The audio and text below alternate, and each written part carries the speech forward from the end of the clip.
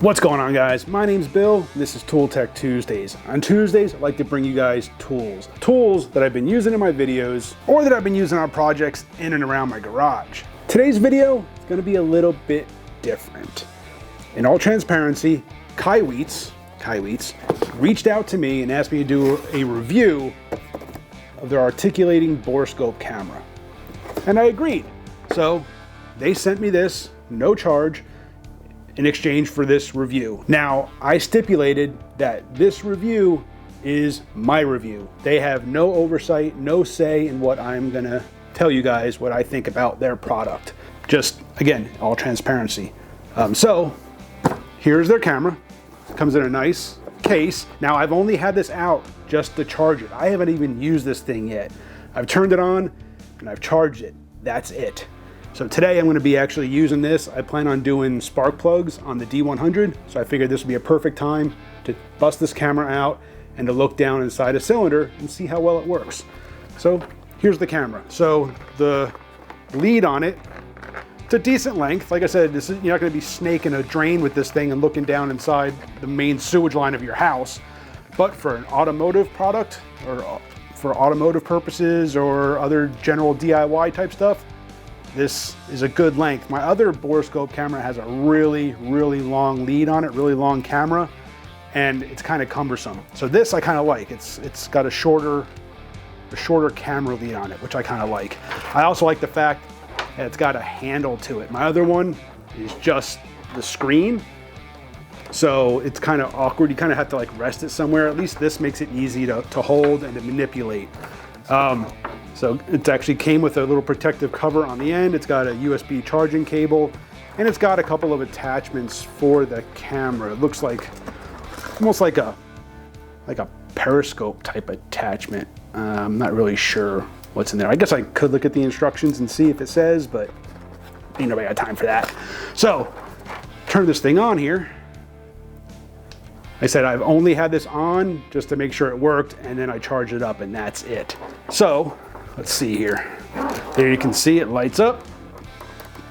The image quality actually isn't too bad. Now, default, they say this thing records at 1080p, so it does record. It comes with a 32 gig memory card, so it does record. So there you can see, hopefully, maybe see just the quality of that.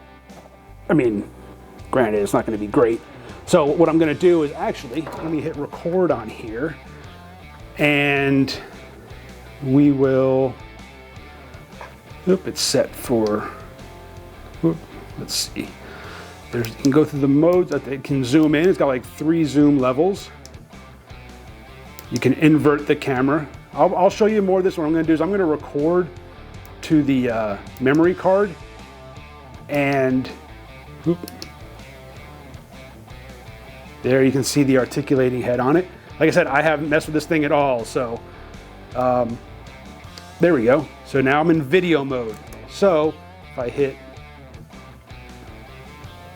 okay, now it's recording. Okay, so what I'll do is I will download off this memory card and I'll overlap it, or I'll overlay it right here in the video. You guys can see that I can articulate the camera just by using this large scroll wheel on the handle. Not too bad. Yeah. Oh, I did set the time and date on this thing also when I had it on earlier, so that's already set. So let's do this. Let's get set up. Let me go pull a spark plug on the D100 here and stop the recording. And we'll get this thing down inside the cylinder and see how it looks. All right, guys, so I got the #1 spark plug out, and wow, actually these things cleaned up since I was last in here. I guess getting that carb dialed in really blew all the crud off these plugs. Looks pretty good. Anyway, I've got the camera turned on. All right, so what I'm gonna do now is I will overlay the video from the Borescope camera. So here we are. We'll get down inside the #1 cylinder. And there you can see the pistons nice and far down there. That is really clean in here. There I can articulate the head. Nice. Guys, that is actually pretty good quality of that video. Let's see, can I see a valve? If I turn this up enough. Yep, wait, is that? There we go. You can just see the valve right there in the top left-hand corner. Man, guys, this actually looks really good. Now, I won't know until I download it onto the computer to upload it onto the video here, but so far, I am really happy with that. Here let's see, I can do a digital zoom in. So there's a 2x zoom, a 4x zoom, back out. Now this can also take still images. Now you see that temperature. I don't know if these icons on the screen show up on the recording, but in the upper right hand corner it shows a temperature of 159 degrees Fahrenheit. I believe what that is, by looking at the manual, that's like the temperature of the camera. Now once this thing reaches, I think it said 60°C, I think, it'll start to give you like a temperature warning. And then I think it's 65°C or something like that. It'll turn itself off to protect itself. But guys, that is actually pretty good image quality. Twist it around, articulate that head. See all the cross hashing. That's pretty good quality right there, guys. So what I'm going to do now is I'm going to go upload this onto the computer.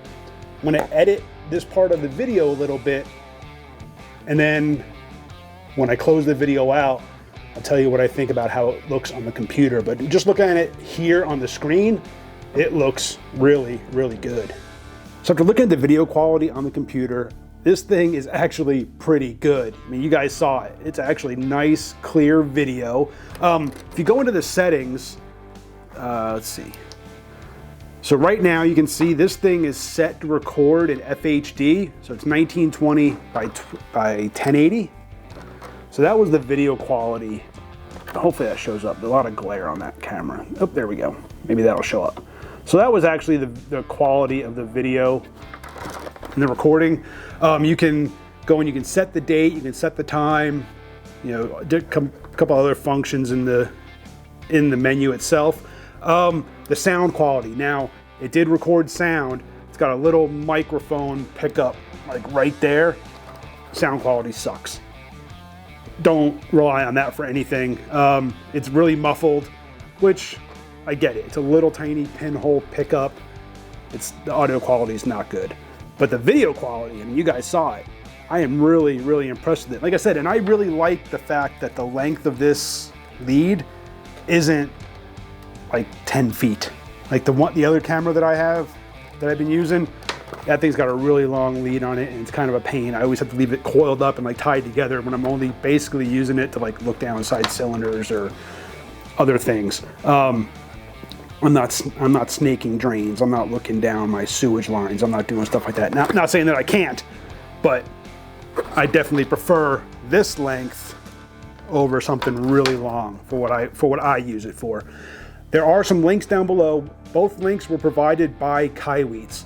So one is their Amazon link, and the other one is a link directly to their website. I have checked out their website. They do sell a bunch of other like electronic tools and things like that. I'm not real familiar with them. I just kind of poked around their website a little bit, but I would definitely recommend this articulating borescope camera especially for like automotive work or just for things around the garage. This thing is nice. Really appreciate you guys for watching. Hit that subscribe, hit the bell, get back to work.